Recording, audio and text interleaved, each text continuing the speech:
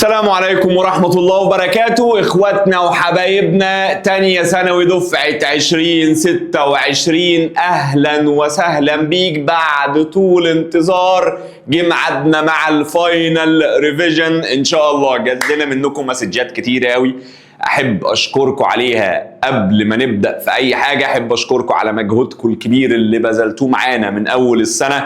احب اشكرك على ان انت كنت قدها، قابلت المجهود اللي انا بقدمه لك بمجهود تاني. والله ما عارف اوصف لك اللي انا حاسس بيه دلوقتي. انا حاسس ان تعبي الحمد لله ما راحش على الفاضي. انت اتضغطت وانا اتضغطت، انا الحمد لله ربنا قدرني وعملت اللي عليا، وانت الحمد لله ربنا كرمك وعرفت تلم الدنيا. كل ده كرم وفضل من ربنا سبحانه وتعالى. فشكرا على كلامكم، شكرا على مجهودكم، شكرا على اصراركم، شكرا على ان انتوا قدرتوا العلم اللي بتاخدوه وحبيتوا العلم، حبيت تفهم ما حبيتش تحفظ عشان تحل وتنجح بس. فانا جاي اشكركم النهارده. واي حد قال لي كلمه حلوه الحمد لله الحمد لله. والله بقرا كلامكم كله وبشوفه وببسط بيه، والحمد لله ده فضل من ربنا سبحانه وتعالى. احنا لا شيء، ربنا هو اللي كرمنا بده، وربنا بايده يديك ده وياخده منك. فالحمد لله دائما وابدا. جالنا مسجات كتير قوي ان انتوا عايزين، يعني في ناس ما اشتركتش معانا في الترم فكانت عايزه تشترك في المراجعات الفاينل ريفيجن، على اساس ان احنا نعمل لها باكج وتنزل على المنصه بسعر رمزي. بس بصراحه يعني وقول لي انت ايه رايك في الموضوع ده. انا ما وافقتش على الموضوع ده، وقلت ان احنا هنسيبها زي ما هي. كده كده اللي اشترى باكج الترم هينزل لك فيه المراجعات دي ان شاء الله، وكده كده هتفضل المراجعات موجوده على اليوتيوب. ودي اقل حاجه اقدر اقدمها لكم على مجهودكم الكبير اللي عملتوه معانا من اول السنه، وربنا يجازيكم ويجازينا خير باذن الله. يلا بينا بقى يا معلم نسمي الله ونتكلم على اقوى سيستم مراجعه باذن الله. هنعمل ايه بقى يا معلم؟ المراجعه دي هتبقى متقسمه، هنحل فيها ال10 امتحانات بتوع المعاصر. اول امتحان وده هيبقى فيه قبليه شرح لحد فين يا معلم؟ لحد الويفز. يعني هنشرح من الاول نفكرك بالدنيا ونقعد نحل امتحان كامل 24 سؤال. بعد كده اكزام 2 اكزام 3 هيبقى واجب لحضرتك وهينزل له فيديو حل ان شاء الله، بس من غير شرح من غير اي حاجه. بعد كده اكزام 4 الا وهو الجزء الثاني بقى، ما هم 10 امتحانات يا معلم. ده هينزل قبلهم شرح من الويفز يا معلم، يعني من بداية اللايت لنهاية اللايت ان شاء الله يا معلم. وهنحل الامتحان مع بعضينا، والاجزاء اللي احنا لسه ما رجعناهاش هتلاقيني باكد لك عليها واحنا بنحل ان شاء الله. طب وبعد كده امتحان 5 6 هوم وورك حضرتك هتحله. في امتحان رقم 7 هنراجع على السيركلر موشن والجرافيتيشنال فورس والساتلايت، مراجعه شرح في الاول. بعد كده نبتدي نحل اخر كام امتحان. يبقى انت جمعت دلوقتي الاكزام الاول، الاكزام الرابع، الاكزام السابع هيكون قبلهم شرح لتقسيمه المنهج، بحيث ان احنا نبقى راجعنا على المنهج كله شرح وحل. بس ليه ما نزلت الشرح كامل؟ كده الشرح عندك يعني، بس الهدف دلوقتي ان احنا نحل كتير عشان ربنا يكرمنا في الامتحانات ان شاء الله. وبعد كده قبل الامتحان تقريبا بثلاث 4 ايام هينزل لك اقوى مراجعه ممكن تتخيلها باذن الله. هنعيد شرح المنهج من اول وجديد بورق ملخص، وهيتبعت لك الورق ده ان شاء الله. هنراجع منه بحيث ان انت تفتكر، وبعد كده نحل اهم الاسئله اللي جت في تقييمات الوزاره. يبقى احنا كده على مدار السنه الحمد لله ربنا كرمنا ووفقنا وحلينا كل اللي انت محتاجه يا معلم باذن الله. يلا بينا بقى يا معلم. خلاص خلصنا. عندك اي اسئله ابعت في الكومنتات او اكتب في الكومنتات وهنرد على حضرتك على طول. اتمنى من الله ان ربنا يكون وفقك في امتحان الشهر وعملت اللي عليك يا معلم. سم الله، استعيذ بالله من الشيطان الرجيم، ويا رب ارزقنا الفهم. ويلا بينا نخش نشرح مع بعض، بعد كده نحل. يلا بينا. طيب يلا بينا بقى يا معلم نسمي الله ونبدأ في أول جزء من المراجعة اللي اتفقنا عليه، ألا وهو هنبتدي نشرح يا معلم من أول الورك دان. بعد كده هنخش على الكاينيتيك انرجي، بوتنشال انرجي، لو اوف كونزرفيشن اوف انرجي، بعد كده سمبل هارمونيك موشن والويفز بتاعت حضرتك. وهنبتدي هنحل امتحان، وفي امتحانين واجب عند سيادتك، وبعد كده في الامتحان الرابع هنبتدي نخش على الجزء اللي بعده، وهكذا لحد ما نخلص باذن الله. سم الله، استعيذ بالله من الشيطان الرجيم، ويا رب ارزقنا الفهم. اول حاجه يا معلم نسمي الله كده ونتكلم على الورك دان. بالله عليك يا اخي، الورك ده الا وهو الشغل، فكرني كده كان عباره عن ايه مستر؟ الورك ده كان اف دي كوساين سيتا. حلو. وما اجي هنا واسالك سؤال مهم قوي، ايه الديفينيشن بتاع الورك ده؟ هترد وتقول لي هو الدوت برودكت بتوين الفورس والديسبيسمنت، والاثنين في نفس الدايركشن. ليه الاثنين في نفس الدايركشن مستر؟ فكرني كده، هي الانجل دي كانت ما بين مين ومين يا رب تخش الجنه؟ كانت ما بين الفورس ايوه والديسبيسمنت. فلو الاثنين في نفس الدايركشن ده معناه ان الانجل بزيرو وكوساين زيرو ب1. حلو ده. طب معلش فكرني، هو الورك دان ده كان سكيلر ولا فيكتور يا مستر؟ اصحاب العقول هيردوا ويقولوا لي يا مستر ده كان سكيلر. اسالك واقول لك ليه؟ تقول لي اصل ده دوت برودكت بين تو فيكتورز كوانتيتي. ده فيكتور عملت دوت برودكت ومطلع ايوه سكيلر كوانتيتي. طب بالله عليك، الفورس دي اليونت بتاعتها كانت نيوتن، والديسبيسمنت كانت متر، كان الورك بالجول، والنيوتن ده ما هي الفورس دي ولا كانت ماس في اكسلريشن صح؟ يعني كيلو جرام متر بير سكند سكوير. عالم يا مستر. طب وبعدين اسالك سؤال صعب قوي ده واقول لك معلش ممكن تقول لي امتى الورك يبقى بزيرو؟ اللي ربنا من عليه بعقل هيرد ويقول لي يا مستر سهله، لو الفورس بزيرو او الديسبيسمنت بزيرو او كوساين سيتا بزيرو. طب معلش هو كوساين سيتا امتى بيبقى بزيرو؟ هتقول لي عند انجل 90. ده معناه ان لو الفورس بيربنديكولار على الديسبيسمنت صح. طب هسالك واقول لك، هل يجوز شرعا يبقى الورك بزيرو وفي فورس اللي ربنا من عليه بعقل بيستخدمه في العلم؟ يقول لي حصل يا مستر. اقول له امتى يا جامد انت؟ يقول لي لو انا عمال ازق في البورد دي بعمل فورس بس مستر ما اتحركتش، ده معناه ان انا ما اثرتش على السيستم، يبقى الورك بزيرو. يعني ممكن يبقى في فورس وما فيش ورك. هل ده معناه ان مفيش فورس؟ لا، هو في فورس بس الفورس دي مش كفايه انها تحرك الجسم، فمفيش ورك. حلو. طيب ممكن ارخم عليك واقول لك هي امتى الفورس تبقى بزيرو؟ هترد وتقول لي يا مستر الفورس دي ماس في اكسلريشن، الماس ما ينفعش تبقى بزيرو، بس ممكن الاكسلريشن تبقى بزيرو لو الفيلوسيتي ثابته، يعني لو الفي كونستنت، يعني معناه ان انا بتحرك بيونيفورم فيلوسيتي. طب بالله عليك تعالى هنا بقى، لو انا عندي جسم اهو الويت بتاعه لتحت ودي بنسميها فورس ديو تو جرافيتي، بحركه على هوريزونتال سيرفيس يعني يمين او شمال، تبقى الانجل 90 وكوساين 90 بزيرو، يبقى الورك دان بزيرو. سهله يا مستر. طب يا رب ارزقنا الفهم، امتى الورك دان يبقى بوزيتيف؟ هتقول لي لو اثرت بفورس بتشتغل مع السيستم، يعني لو السرعه زادت صح، او لو الانجل، تيجي نلعب في الانجل شويه. هي الانجل امتى بتديني رقم بوزيتيف مستر؟ والله بص، هي من 0 ل 90 تديني بوزيتيف، بس ابني اللي بيركز قوي يقول لي لا خلي بالك الانجل دي هتبقى اكبر من او قد الزيرو. ليه؟ ما هو كوساين 0 ب1 يا ولا بوزيتيف، واقل من 90 لان كوساين 90 بزيرو، يبقى الورك دان يبقى بوزيتيف لو الانجل اكبر من الزيرو وقدها واقل من 90. عالمي. طب وين الورك دان يبقى نيجاتيف؟ مستر نيجاتيف ده يعني عكس السيستم، لان انت قلت لي ان ده سكيلر كوانتيتي مالهاش دايركشن. حصل. طب ده معناه ان الانجل بقى ايوه تبقى اكبر من 90 واقل من او قد ال 180 صح. ليه اكبر من 90؟ عشان 90 بزيرو. حلو. طب بالله عليك من 180 او من 90 ل 180 كل ده يديني رقم بالنيجاتيف، تطلع بالنيجاتيف صح. طب لو 180 كوساين 180 نيجاتيف 1 تديني نيجاتيف الماكسيمم، ما عنديش مشكله في ده. طيب تعال نسمي الله ونلعب شويه في الجرافات.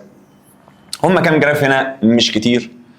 اولهم جراف ما بين الورك والفورس اللي ربنا من عليه بعقل، كل ما هزود الفورس كل ما هزود الورك، يطلع الجراف ده دايركت. يا رب ارزقنا الفهم. السلوب ابني عارف واي على اكس يعني ورك على فورس. طب بالله عليك ما تنزل دي بالديفايدد يتبقى لي دي كوساين سيتا. حلو. طب ايه رايك لو جراف ما بين الورك والديسبيسمنت؟ ابني هيقول لي دايركت، كل ما امشي حته كبيره كل ما معناه ان انا بذلت ورك كبير. طب والسلوب؟ بالله عليك هو ورك على ديسبيسمنت، نزل دي بالديفايدد يتبقى اف كوساين سيتا. خد دي مش خساره فيك، جراف ما بين الورك ايوه وكوساين سيتا. ابني هيقول لي كل ما الكوساين سيتا ما تزيد الورك هيزيد، صح؟ يعني هما الاثنين دايركت حصل بس لحد 1. اشمعنى؟ ما هي اكبر فاليو اقدر اطلعها من الكوساين او الساين هي 1. طب كوساين كام؟ 1. كوساين 0. بس هنا يا مستر في كوساين سيتا، يبقى لازم احط الفاليو بتاعت الكوساين مش السيتا، يعني يبقوا دايركت لحد كام يا مستر؟ لحد 1. ليه؟ لان دي اكبر فاليو اقدر اخدها من كوساين سيتا. حلو. طب السلوب بقى مستر ايوه ده واي على اكس حصل، يعني الورك على كوساين سيتا حصل، يعني اف دي يعني الفورس في الديسبيسمنت يا معلم. حلو. طب لو انا جيت هنا وعملت هنا وورك وهنا سيتا، ابني يقول لي لا بص كده، انا وانت اتفقنا ان اللي بيربط الورك بالسيتا هو الكوساين، فتاخد شكل الكوساين اللي هو كان شكله عامل ازاي بقى؟ اللي هو كان شكله عامل كده. ليه؟ ما هو كوساين 0 ب1. طب كوساين 90 ب0، كوساين 180 نيجاتيف 1، كوساين 270 ب0، كوساين 360 تطلع 1. حلو. طب تاني نوع من انواع الجرافات بقى، لو اديتك هنا اف وهنا دي والجراف ده كان شكله عامل كده، وقلت لك مثلا دي 2 ودي 5، وقمت طالب منك ايه؟ قلت لك خلي بالك الفورس ان سيم دايركشن اوف ديسبيسمنت، ده معناه ان الاثنين مع بعض، يعني الانجل ب0 كوساين 0 ب1، يعني الورك اف دي بس، صح؟ طلبت منك هنا الورك. دايما بفكر في الاسلوب، هل فورس اوفر الديسبيسمنت تديني الورك؟ لا، ده الاف تايمز الديسبيسمنت، وانا وانت اتفقنا اللي ما يجيش بالاسلوب احسب الاريا اللي تحت الجراف. يبقى اجي هنا كده واحسب الاريا دي الورك دان اللي هي لينس في ويتس، لان ده ريكتانجل يعني 2 في 5 تطلع 10 جول. خلصت. طب اديك جراف تاني، والجراف ده مهم قوي، هنا فيلوسيتي هنا تايم. وقلت لك مثلا دي 2 ودي 10، وقمت جاي على جنب رامي لك حته كده قلت لك الماس ب 10 كيلو. حلو. قوم يطلب منك يبقى يطلب منك الورك. الورك يا مستر هو اف دي كوساين سيتا، بس هنا يا مستر اداني ماس، يبقى ممكن افك الفورس الماس في اكسلريشن ديسبيسمنت كوساين سيتا. قلت لك ان الفورس بارالل للديسبيسمنت، ذاتس مين ان الانجل بزيرو كوساين 0 ب1، ما عنديش مشكله. ايه ميزه الجراف ده بقى؟ الجراف ابن اللعيبه ده بيفسر حاجات كتير قوي. ايه هي؟ اول حاجه السلوب هو واي على اكس يعني فيلوسيتي على تايم، يا رب ارزقنا الفهم مستر، دي اكسلريشن صح، يبقى 10 على 2 ب 5، يبقى الاكسلريشن 5 متر بير سكند سكوير. بلس بقى ان الاريا تديك ديسبيسمنت، ليه؟ مش فيلوسيتي في تايم، دي ديسبيسمنت، ما الديسبيسمنت او الفيلوسيتي كانت ديسبيسمنت على تايم، لو عايز الديسبيسمنت يبقى فيلوسيتي في تايم، يبقى من حق اقول ان الاريا هي عباره عن دي تايمز دي، يعني الفي في التي الا وهي مين يا اسطى؟ الا وهي الديسبيسمنت. يبقى احسب الاريا، بس دي اريا مثلث يعني هاف البيز في الهايت، قوم تطلع ب 10. مستر بقى انا بعمل كل ده عشان اجي هنا واعوض بقى مستر، فرجني يا ولد. بسم الله. نيجي هنا اهي الماس ب 10، الاكسلريشن ب5، الديستانس كانت ب10، قوم تطلع 500 جول يا معلم. قشطه يابا. يبقى خلصنا لعبه الورك. ادي الورك بتاع حضرتك. هديك سؤال رخم شويه، بس السؤال ده عشان يثبت لك بيز مهم قوي. لو انا قلت لك عندي انكلاين بلين عامل كده، حلو، الانكلاين بلين ده كان عامل انجل 30، طب وبعدين قلت لك عندي بلوك هنا عامل كده، وجيت هنا قلت لك خلي بالك الحته دي طولها 3 متر والانجل دي 30. اثرت انا بفورس عامله كده، الفورس دي مثلا 100 نيوتن. حلو. طلبت منك الورك، هنا هينقسموا شقين وهقول لك تعمل ايه في الاخر. واحد هيقول لي الورك هو اف دي كوساين سيتا، صح. هنا ما تكلمش على الويت فانا مش شايفه. الفورس ب 100. اللعبه تيجي فين بقى؟ لو انا قدرت اوصل باي طريقه ما ان انا اجيب دي، مش دي الديسبيسمنت اللي انا اتحركتها، يعني الديسبيسمنت اهي، الفورس اهي، يبقى الانجل كام؟ 0. يبقى ساعتها من حق اقول كوساين 0، بس بشرط اجيب الحته دي. طب اجيب الحته دي منين بقى؟ لو ربنا يا اسطى كرمك هتبقى عارف ان السايد اللي قدام انجل 30 هو نص الهايبوتنس، يعني لو دي 3 يبقى الهايبوتنس ب 6. يا اما هتقول ساين سيتا، يعني ساين 30 هي اوبوزيت على هايبوتنس واعمل كروس مالتيبليكيشن تطلع ب 6. يبقى انا جبت الحته دي ب 6 اهي. 100 تايمز 6 تطلع 600 جول. ده اللي انا هعتمده، يعني مش هعمل اللي انا هعمله ده تاني. في واحد تاني يقول لي لا بص يا مستر، انا هتفق انا وانت اتفاق.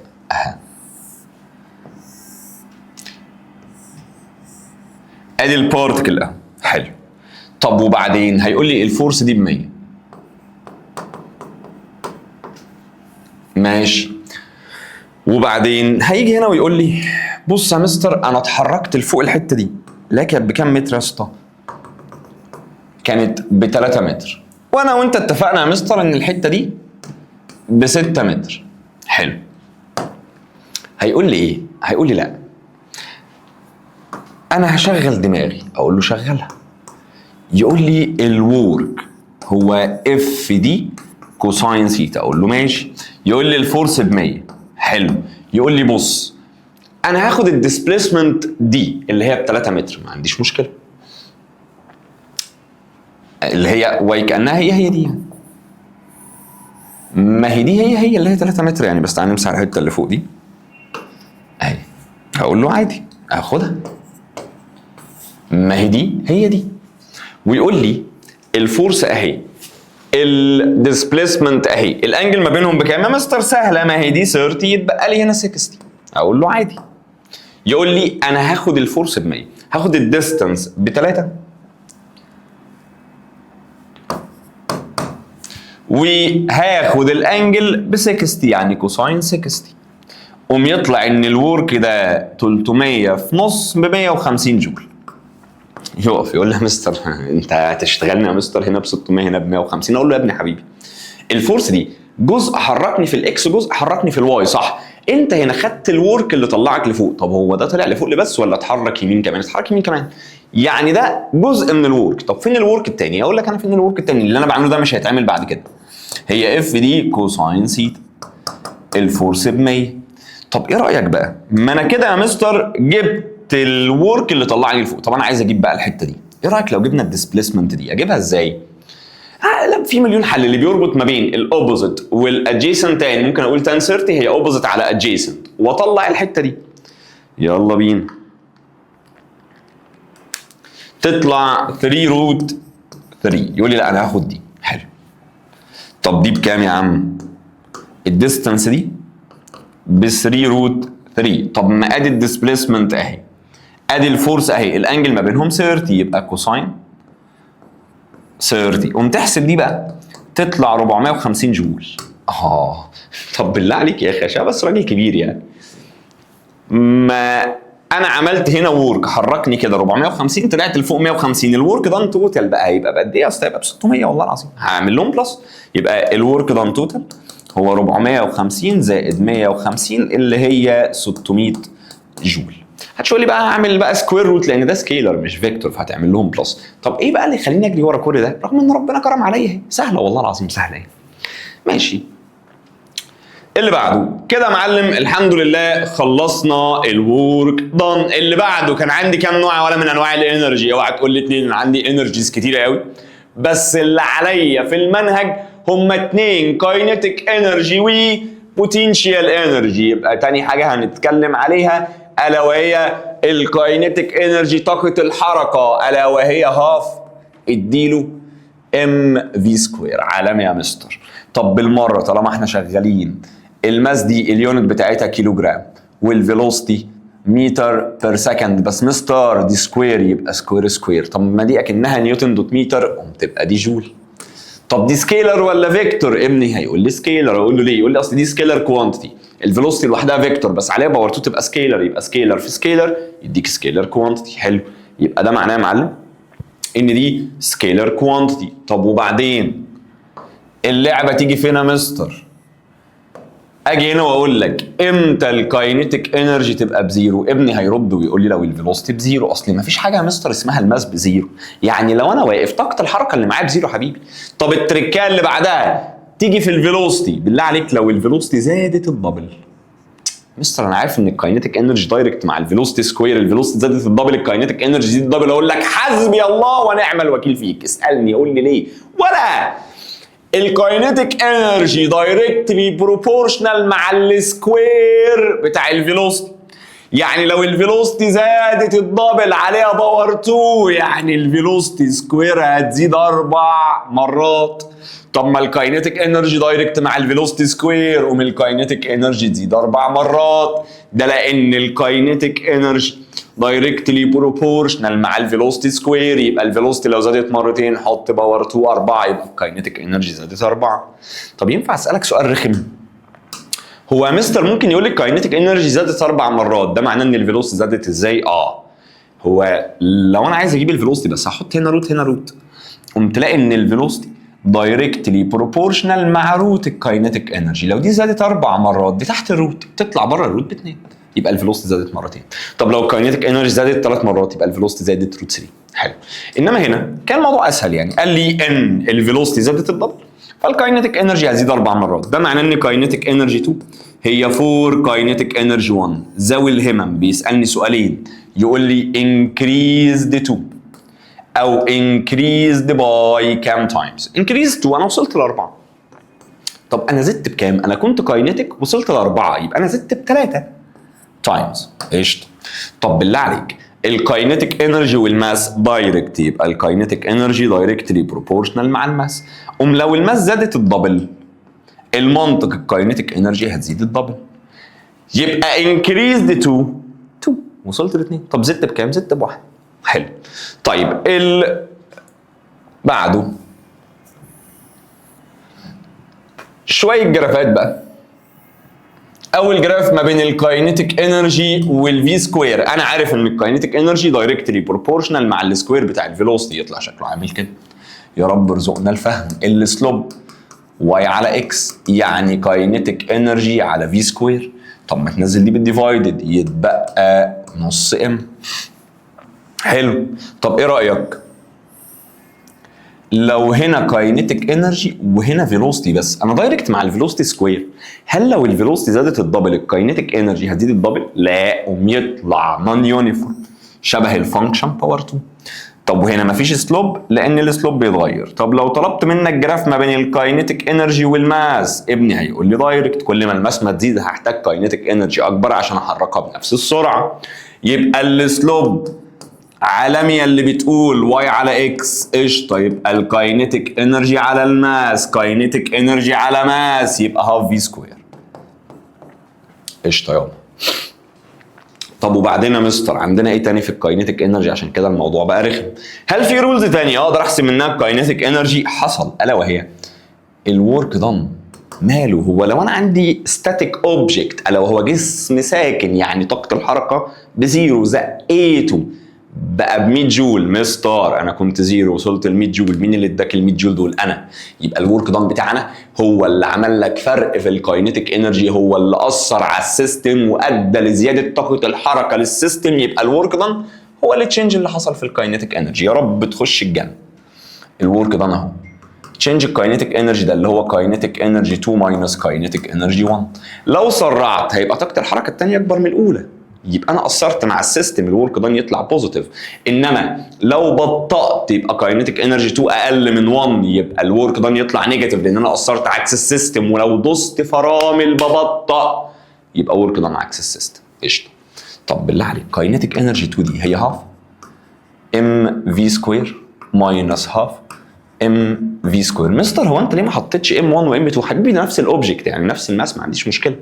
طب ما تاخد هاف ام كومن فاكتور كده، يتبقى في 2 سكوير ماينس في 1 سكوير، خلصت. ادي الورك دان. طب في رول تاني للكاينيتيك انرجي الكاينيتيك انرجي هو هاف ام في سكوير. هنلعب لعبه من اتنين دلوقتي. ممكن اشيل الفيلوسيتي واعوض مكانها بالاكسلريشن. ما هي الاكسلريشن كانت في على تي، بس بشرط ان انا ابقى بادئ من الريست واتحرك بيونيفورم اكسلريشن، يبقى ساعتها الفيلوسيتي اكسلريشن في تايم. حلو. بس مستر هي دي باور 2 صح؟ يعني الكاينيتيك انرجي من حق اقول ان هي هاف اهي، الماس اهي، هشيل الفيلوسيتي واحط مكانها اكسلريشن في تايم، بس دي في سكوير يبقى اكسلريشن سكوير في تي سكوير. حلو ده. طب التركايه اللي بعدها، ممكن من هنا المومنتوم كان ماس في فيلوسيتي، يبقى الفيلوسيتي هي مومنتوم على ماس. بس مستر دي سكوير، حط سكوير حط سكوير حط سكوير، يبقى اشيل دي واحط المومنتوم سكوير على الماس سكوير. هتلاقي واحده من الباور 2 اللي تحت راحت مع دي، يتبقى لي من الكاينيتيك انرجي هي هاف اهي، الفي سكوير هي مومنتوم سكوير على ام واحده. ليه ام واحده بقى يا مستر؟ لان في تحت باور 2 وفي هنا فوق باور 1، دي تروح مع دي، خلصت. ادي الكاينيتيك انرجي كلها يا معلم. طب مستر ما تفكرني كده اللي بعده، اللي بعده يا ولا كان بوتنشال انرجي، الا وهي طاقه الوضع. يا رب تخش الجنه. كانت ام جي اتش، ماس في جرافيتي في هايت. ومسالك نفس السؤال، الماس اليونت بتاعتها هتقول لي كيلو جرام، والاكسلريشن ديو تو جرافيتي هي متر بير سكند سكوير، والهايت متر، وتبقى متر سكوير على سكند سكوير في كيلو جرام، الا وهي نيوتن دوت متر يعني جول. ومسألك السؤال المنطقي، دي سكيلر ولا فيكتور؟ هترد وتقول لي يا مستر سكيلر. اقول لك ليه؟ تقول لي بص، هي الماس سكيلر، الجرافيتي دي اكسلريشن يعني فيكتور، والهايت ده ديسبيسمنت يعني فيكتور، فيكتور في فيكتور يديني سكيلر كوانتيتي. حلو ده.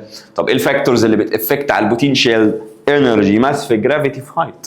اصحى للكلام. يبقى ممكن نربط دي بالدرس بتاع الجرافيتيشنال فيلد انتنستي. حصل. طب هي الجي كانت عباره عن ايه بقى بالله عليك يا اخي؟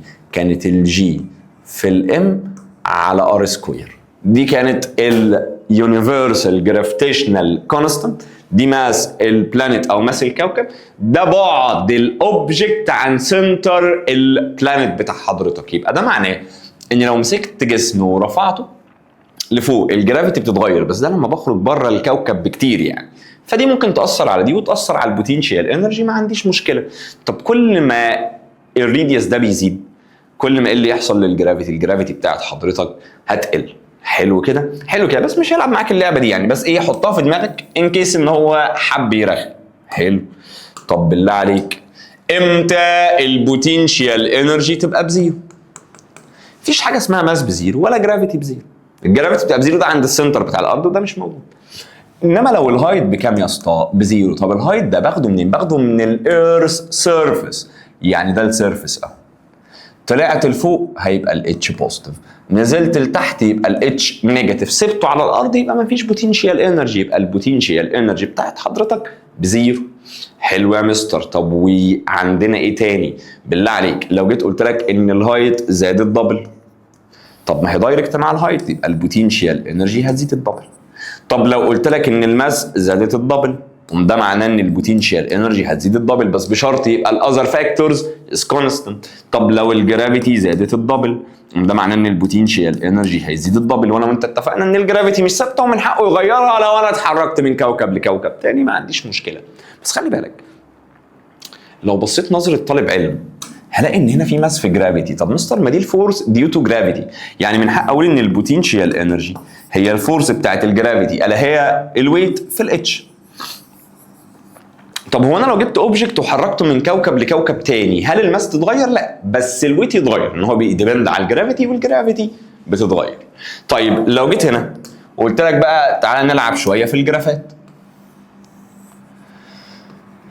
بسم الله، ادي البوتنشال انرجي، ادي الهايت. كل ما ارفع الجسم لفوق اكتر كل ما اخزن فيه بوتنشال انرجي اكتر. يا رب تخش الجنه. السلوب واي على اكس، يعني بوتنشال انرجي على هايت. بالله عليك نزل دي، يتبقى ماس في جرافيتي الا وهي الفورس ديو تو جرافيتي. صح.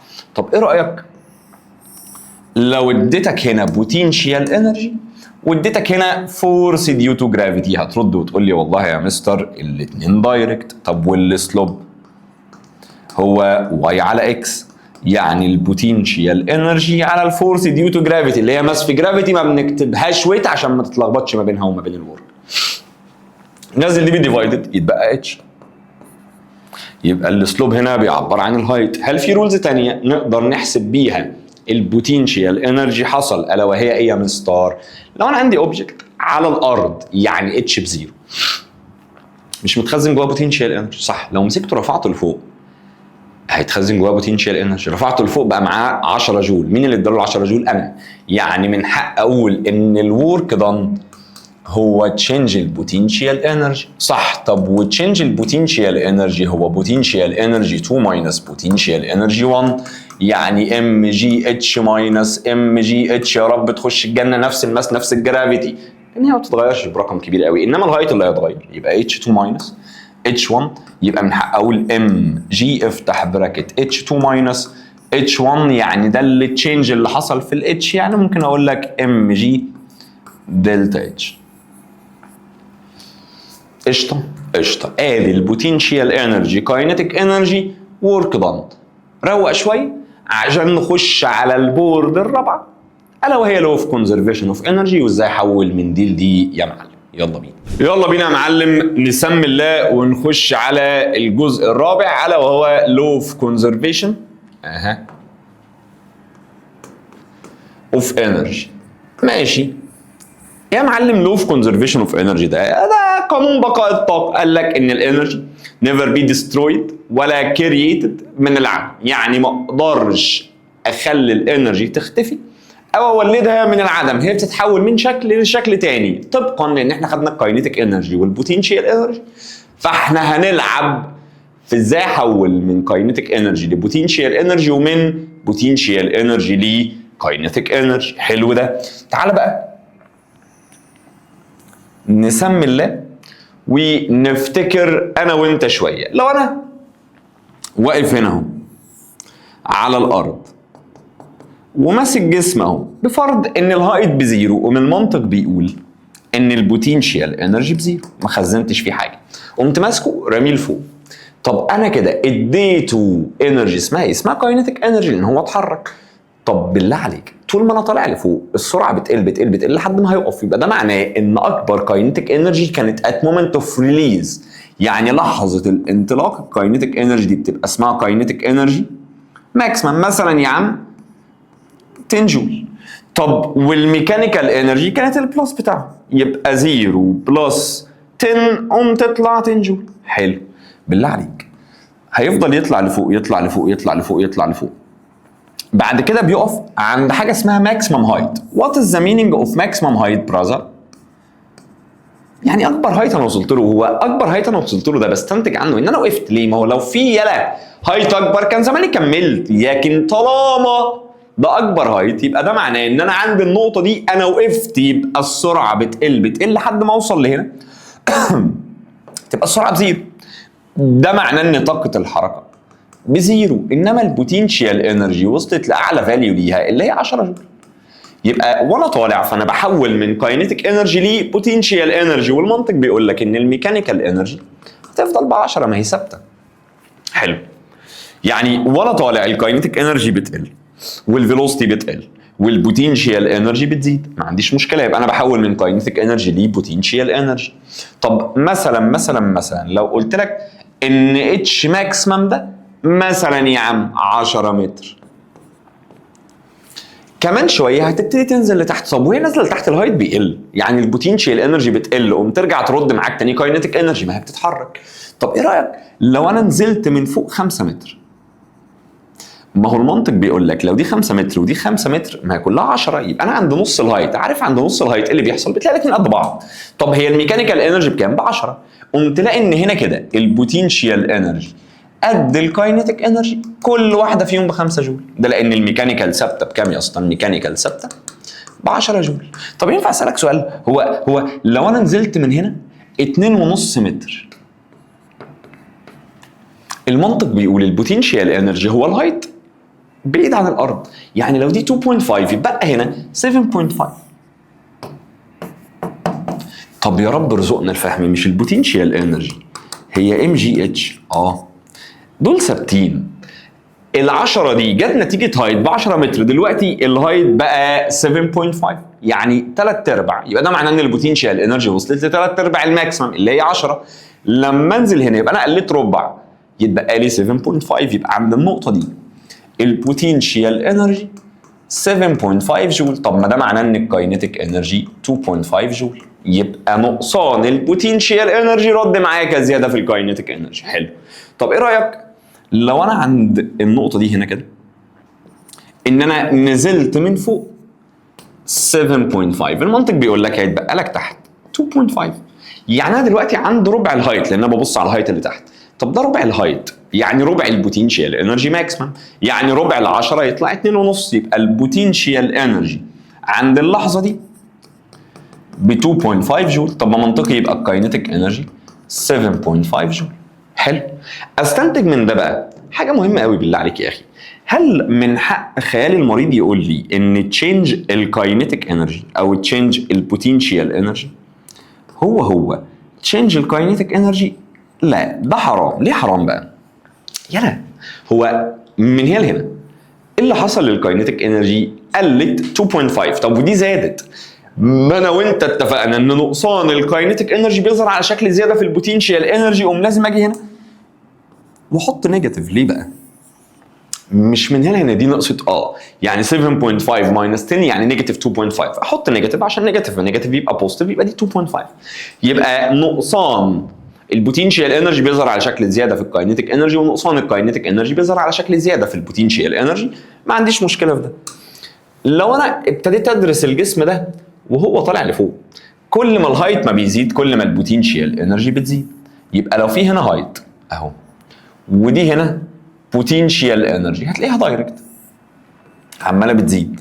طب بالله عليك الكاينيتيك انرجي هي بدات هنا من اعلى فاليو وطول ما انا طالع بتقل، وده هايت فتلاقيها عامله كده. طب والميكانيكال انرجي ثابته، يعني دي كده الكاينيتيك انرجي، الميكانيكال انرجي ثابته دايما اهي.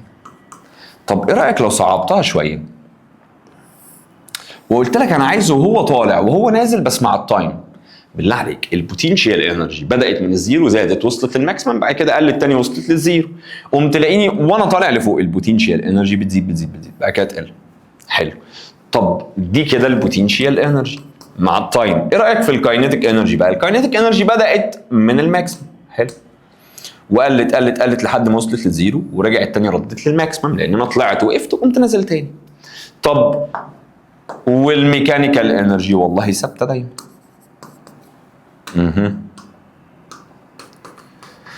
قشطة يا مستر. عندنا ايه تاني ممكن نتكلم فيه هنا؟ تعالى نفتكر انا وانت شوية حاجات. لو انا قلت لك هنا كده ان انا عندي عصفورة اهي، عصفورة ماشية الدنيا، العصفورة دي الماس بتاعتها مثلا نص كيلو، ده رقم كبير قوي، بتبعد عن الايرث ليفل، عن مستوى سطح الارض، وليكن 10 متر، والجرافيتي ثابته ب10. وما هسألك سؤال، حاليا هي تملك الملك لله يعني، بس هل معاها بوتنشال انرجي ولا مش معاها؟ المنطق معاها. ليه؟ ما هي البوتنشال انرجي هي ماس في جرافيتي في هايت، صح؟ الماس بنص، الجرافيتي ب 10، الهايت ب 10، قوم يطلع 50 جول. طب لو انا جيت هنا قلت لك العصفوره دي بتطير بفيلوسيتي 20 متر بير سكند، ذاتس مين ان هي بتجين اصلا كاينيتيك انرجي. طب ما الكاينيتيك انرجي دي عباره عن ايه؟ هي هاف ام في سكوير، يبقى هاف الماس بنص، الفيلوسيتي ب 20 باور 2، يعني 400، ربع ال 400 100، قوم تطلع 100 جول. طب بالله عليك ده معناه ان الميكانيكال انرجي هي دي بلس دي، يعني 150 جول. لو انا قتلت العصفوره دي هتبتدي تنزل لتحت. تعرف تجيب سرعتها قبل ما تخبط في الارض مستر هو انا قبل ما اخبط في الارض بتبقى البوتنشال انرجي زيرو، يعني الكاينيتيك انرجي ماكسيمم قد الميكانيكال انرجي. هل اقول هنا بقى ب 100؟ لا، ما هي البوتنشال هي كمان اتحولت لكاينيتيك. يبقى ده معناه قبل ما اخبط في الارض دي بقت قد الكاينيتيك انرجي، يعني ايكوال هاف ام في سكوير، واقدر اطلع الفيلوسيتي بتاعتك. طب مستر بالمره انا عارف ان الكاينيتيك انرجي ماكسيمم قد البوتنشال انرجي ماكسيمم، صح؟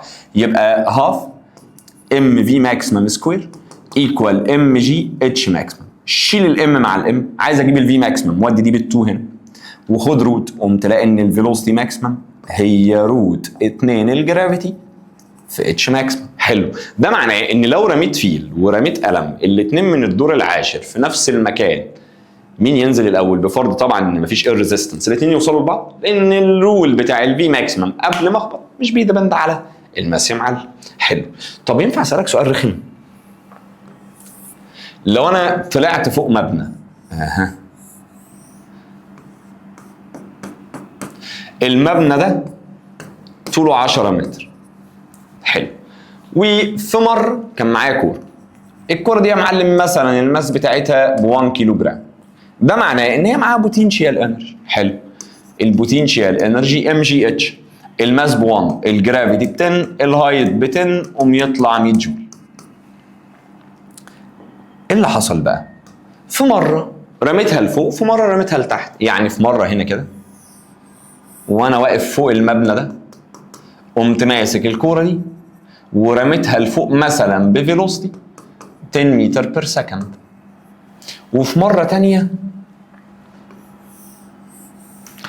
وانا واقف فوق قمت راميها لتحت بفيلوسيتي 10 متر بير سكند. ده معناه ان انا في الحالتين اكسبتها كاينيتيك انرجي، صح؟ والكاينيتيك انرجي الاثنين قد بعض. عايز ايه بقى؟ عايز اعرف لما تيجي تخبط في الارض هنا وهنا هيبقى سرعه مين اكبر. تعال نسمي الله كده ونحسبها مره واقول لك بعد كده مش هنحسبها ليه. انا لو عايز اجيب الكاينيتيك انرجي اللي هنا هي هاف ام في سكوير، يعني نص الماس ب 1، الفيلوسيتي ب 10 باور 2. حلو، يبقى 100 في نص تطلع 50. طب لو رميتها لتحت ما هي نفس الكاينيتيك انرجي، يعني 50 جول. طب بما يرضي الله تعرف تجيب الميكانيكال انرجي عند لحظه الانطلاق؟ ما هي معاها كاينيتيك ومعاها بوتنشال، يبقى 50 زائد 100، ما انا طلعتها لحد فوق، يعني دي 150. طب هنا برضو الميكانيكال انرجي هي كاينيتيك انرجي بلس بوتنشال انرجي، يعني 50 زائد 100 قوم تطلع 150 جول. كلام منطقي. بالله عليك، مش انا وانت اتفقنا قبل ما اخبط في الارض هنا بتبقى البوتنشال انرجي زيرو؟ يعني الكاينيتيك انرجي ماكسيمم قد الميكانيكال انرجي، يعني الكاينيتيك انرجي ماكسيمم هي 150 جول. طب هنا بقى بالله عليك قبل ما اخبط في الارض بتبقى البوتنشال انرجي زيرو، يعني الكاينيتيك انرجي ماكسيمم قد الميكانيكال انرجي، يعني الكاينيتيك انرجي ماكسيمم هي 100 زائد 50، يعني 150. لما اجي هنا هقول ان دي هاف ام في سكوير ودي هاف ام في سكوير. طب ما انا اقدر اطلع الفيلوسيتي والفيلوسيتي. مستر انا واخد بالي ان هما الاثنين قد بعض، صح؟ ليه بقى؟ لان انا سواء رميتها لفوق او رميتها لتحت، بس ده بشرط يبقى بنفس السرعه من نفس الهايت. ايه اللي بينتج؟ ان بوتنشال انرجي 1 قد بوتنشال انرجي 2 اللي هي في الكيس دي والكيس دي، كاينيتيك انرجي 1 قد كاينيتيك انرجي 2. ده معناه ان ميكانيكال انرجي 1 قد ميكانيكال انرجي 2. طب ما ده معناه ان كاينيتيك انرجي 1 ماكسيمم لما اخبط الارض قد كاينيتيك انرجي 2 ماكسيمم لما اخبط الارض. ده معناه ان فيلوسيتي 1 ات مومنت ان انا هخبط قد فيلوسيتي 2 ات مومنت ان انا هخبط. خلصت الموضوع والله تافه. طيب اشهر اكزامبل بقى على الكلام ده كان اسمه ايه ولا كان اسمه بندلم. اديله ادي البندلم اهو. قوم بالله عليك لا تفكرني، ده كنا بنسميه ريست بوزيشن، الا وهي الحاجه الخامسه بالنسبه لنا، الا وهي السمبل هارمونيك موشن. قوم انا همسك ده وابتدي ارفعه لحد ما يوصل لهنا. حلو، بالله عليك يا اخي لا تكبر بخاطري، طول ما انا برفعه لفوق انا عمال اخزن جواه بوتنشال انرجي. طب مستر انا ماسكه دلوقتي، ده معناه ان الفيلوسيتي بزيرو، الكاينيتيك انرجي بزيرو، البوتنشال انرجي ماكسيمم، صح؟ هسيبه يتحرك، ايه اللي هيحصل له؟ هيبتدي ينزل. طب بالله عليك طول ما هو نازل السرعه بتاعته اللي بيحصل فيها عماله بتزيد، لما اوصل للبوزيشن ده اتفاجئ بقى ان انا وصلت لاعلى فيلوسيتي، يعني الفيلوسيتي ماكسيمم، يعني الكاينيتيك انرجي ماكسيمم، البوتنشال انرجي تبقى بزيرو. طب مستر هو بعدها هيقف ولا هيكمل؟ والله هيكمل، يعني كمان شويه هتلاقيه هنا، كمان شويه هتلاقيه هنا. بالله عليك بقى يا اخي طول ما انا طالع ببعد عن الارض يعني السرعه بتقل، تيجي هنا تلاقي الفيلوسيتي بتقل، هنا الفيلوسيتي بتقل، هقف عشان ارجع، يبقى ده معناه ان الفيلوسيتي هتبقى بزيرو، يعني الكاينيتيك انرجي بزيرو، البوتنشال انرجي تبقى ماكسيمم اند سو اون بقى. يفضل كمل كمل كمل والعب براحتك يا معلم. دي اسمها سمبل هارمونيك موشن، دي كانت موشن من البريودك موشن. ما انا كان عندي ترانزيشنال يا اما بريودك. الترانزيشنال حركه ليها بدايه، حركه ليها نهايه. البريودك موشن حركه بتريبيت اتسيلف ايكوال تايم انترفال. كم نوع من انواع البريودك موشن؟ انا عندي كانوا 3، الا وهي سمبل هارمونيك موشن، اوسيلاتري موشن حركه بتريبيت اتسيلف في ايكوال تايم انترفال حوالين الريست بوزيشن، والويف موشن والسيركلر موشن. طب بالله عليك كان اول حاجه خدناها الا وهي لو انا حركته من هنا لهنا دي اسمها ديسبليسمنت. يبقى اول حاجه كان في حاجه اسمها ديسبليسمنت، هو مكان الاوبجكت ات سيم مومنت، عند لحظه معينه بعيده عن الريست بوزيشن. طب لو رفعتها لحد هنا دي ديسبليسمنت بس كنا بنسميها امبليتيود. يبقى تاني حاجه لازم ابقى عارفها الا وهي الامبليتيود، ده كان الماكسيمم ديسبليسمنت فروم زيرو بوزيشن، ودي كانت سكيلر. ليه؟ لان مش فارقه لو هنا على اليمين 5 هنا على اليمين 5، فمش فارقه. فلما اجي اقول لك الامبليتيود ب 10 انا عارف مش فارقه يمين ولا شمال. حلو. طب بالله عليك فكرني كده، كان في حاجه ثالثه اسمها كومبليت سايكل. اللفه الكامله. لو انا عايز اعرف يعني ايه لفه كامله، يعني ارجع لنفس النقطه اللي بدات من عندها تاني بنفس الماجنتيود بنفس الدايركشن اديله. لو انا بدات حركه من هنا بادئ وانا ماشي يمين، حلو، مشيت من هنا لهنا، يا رب ارزقنا الفهم، دي كده كان اسمها امبليتيود. وقفت لفيت رجعت تاني، دي كده اسمها امبليتيود. حلو، رجعت لنفس النقطه بنفس الدايركشن، لا يبقى مش لفه كامله. كمل من هنا لهنا دي اسمها امبليتيود، كمل من هنا لهنا دي اسمها امبليتيود. رجعت لنفس النقطه اللي بدات من عندها تاني بنفس الماجنتيود بنفس الدايركشن، قمت تلاقي الديستنس دي هي 4 الامبليتيود. طب والديسبيسمنت بتاعت ال1 كومبليت سايكل بزيرو، ليه؟ لان دي سكيلر دي فيكتور، ما عنديش مشكله. يبقى اللفه الكامله فيها كام امبليتيود؟ فيها 4 امبليتيود. بعد كده اخذنا حاجه اسمها بيريودك تايم، الا وهو التايم اللي بحتاجه عشان اعمل 1 كومبليت سايكل. فكرني كان نت ولا 10؟ والله كان 10. تي على ان او 1 على الفريكونسي، اكتبها نيو اكتبها اف مش فارقه. حلو. او 4 البريودك تايم، او البريودك تايم 4 التايم بتاع الامبليتيود، لان اللفه الكامله فيها 4 امبليتيود. طب اليونت بتاعت البريودك تايم كانت سكند. خدنا ايه تاني؟ خدنا حاجه اسمها فريكونسي، كان نت ان على تي، او 1 على البريودك تايم، او 1 على 4 التايم بتاع الامبليتيود. حلو. كانت اليونت بتاعته ايه دي بقى؟ كانت اليونت بتاعته هرتز. طب لو قال لي 1000 ار بي ام يعني ريفوليوشن بير مينت، عايز احولها اعملها ديفايدد 60 لان انا ما بشتغلش بالمينت بشتغل بالسكند يا معلم. طيب كان فاضل لي ايه بقى؟ كان فاضل لي حاجه ثانيه اسمها الويف لينز. تعالى بس قبل ما نخش على الويف لينز ادردش انا وانت شويه بالله عليك. لو انا سبته يتحرك من هنا طول ما انا نازل لتحت، ايه اللي بيحصل؟ للفيلوسيتي بتزيد والكاينيتيك انرجي بتزيد، البوتنشال انرجي تقل. ما عنديش مشكله. لو ده بوزيشن 1 ده بوزيشن 2 ده بوزيشن 3، حلو. بالله عليك وانا نازل من هنا عمال بسرع، يبقى منطقيا الفيلوسيتي دي اكبر من الفيلوسيتي دي، يعني الفيلوسيتي من 2 ل 3 اكبر من الفيلوسيتي من 1 ل 2. حلو ده. طب لو انا فرضت ان الديستانس دي قد الديستانس دي، مستر ما هي الفيلوسيتي هي ديستانس على تايم، طالما نفس الديستانس لو انا باخدها بسرعه كبيره يبقى هقطع تايم قليل، يبقى انا عارف ان دول انفرس، يبقى الفيلوسيتي الكبيره عندها تايم صغير، يبقى تايم 2 و 3 اقل من التايم اللي خدته من 1 ل 2. قشطه يا مستر، الموضوع والله تافه يعني. طيب لو انا جيت بقى خدت البندلم ده وابتديت احركه كده، يظهر لي شكل الويف الا وهي الساين كيرف. حلو، ادي البندلم اهو بيتحرك كده وبيتحرك كده، تلاقي شكل الويف اترسم اهو. طب معلش يا مستر، هو انا كان عندي كام نوع من انواع الويفز بس؟ كان عندي نوعين، ميكانيكال والكترومagnetic. حلو، الميكانيكال اشهر حاجه ليها الساوند الا وهي الساوند ويف. طب عشان اعمل ميكانيكال ويفز كان عندي كام كونديشن؟ كان عندي 3. ايه هم الكونديشنز دول بقى؟ اول حاجه يبقى عندي فايبريتنج سورس واعمل له ديستربنس خلل. ثالث حاجه يبقى في ميديوم، لان هي بتحتاج ميديوم، انما الالكترومagnetic ويفز ما بتحتاجش ميديوم. طب الميكانيكال كان نوعين، يا اما ترانسفيرس يا اما لونجيتيودنال، انما الالكترومagnetic هي كانت عباره عن ايه يابا؟ كانت عباره عن ايوه ترانسفيرس بس. طيب مستر ما تفكرني كده الفرق ما بين ده وده ايه؟ لو انا جيت هنا وقلت لك عندي سبرينج عامل كده، وجيت هنا وقمت جايب تيونينج فورك، تعال نمسح حته صغيره،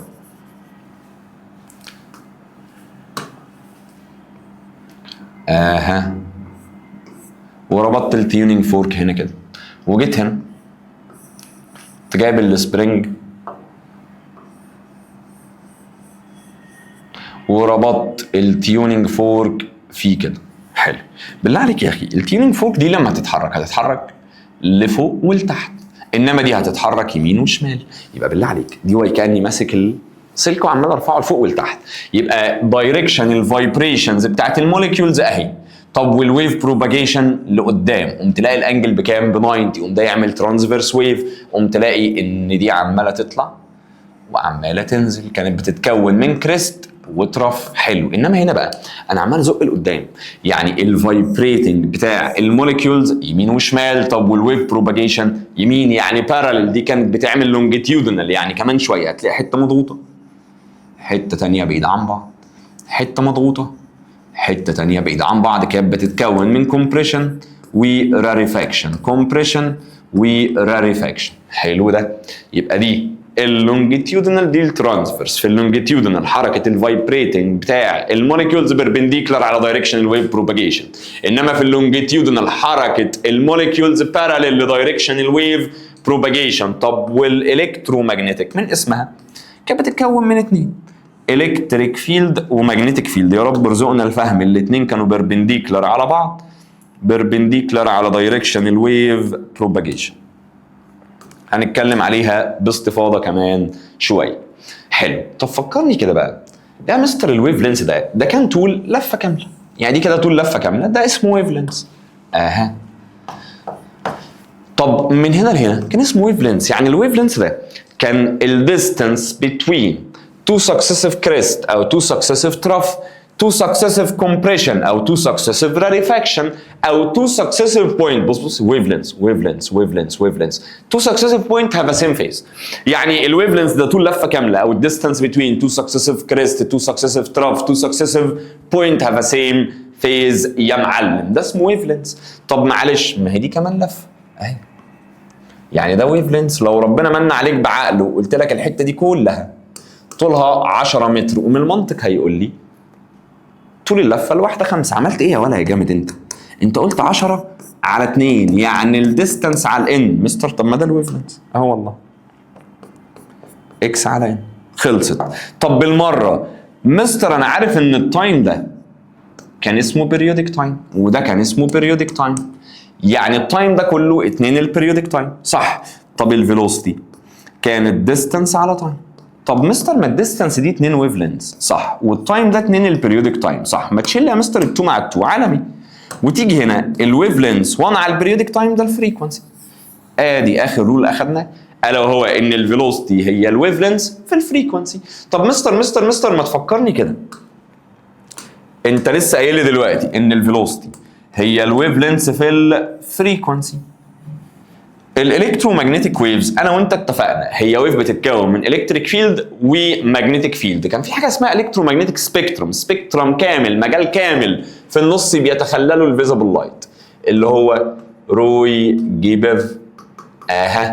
وبالله عليك يا اخي لو جيت هنا وافتكرت الريد ده صاحب اعلى ويفلنس، طب والفايلوت صاحب اقل ويفلنس، نتيجه لكده يبقى الفريكونسي بتاع الفايلوت كبير انما الفريكونسي بتاع الريد صغير. طب مستر هو بعد الفايلوت كان عندي الترا فايلوت، قبل الريد سمعني كان عندي انفراريد، بعد الالترا فايلوت حاجتين بشوفهم في المستشفى الا وهي الاكس راي والجاما راي، انما قبل الانفراريد حاجتين بشوفهم في البيت الا وهي المايكروويفز والراديو ويفز. بالله عليك الراديو ويفز دي صاحبه اعلى ويفلنس، الجاما راي صاحبه اقل ويفلنس، الراديو ويفز صاحبه اقل فريكونسي، الجاما راي صاحبه اعلى فريكونسي.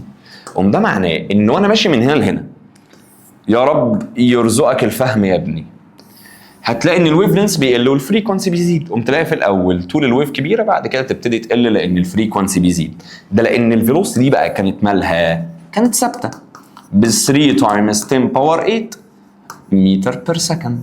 دي فيلوسيتي الالكترومagnetic ويفز في السبيس، ودي اسرع حاجه ليها. ليه؟ اصل ما كانتش بتحتاج ميديم، فلو حطيت لها ميديم تبطأ، هي ما بتحبش الميديم، عشان كده اعلى سرعه لللايت في الاير او في السبيس. انما على العكس بقى الميكانيكال زي الساوند ويف بيحتاج ميديم، يعني بيحتاج اتومز، زودت كونسنتريشن الميديم يمشي اسرع.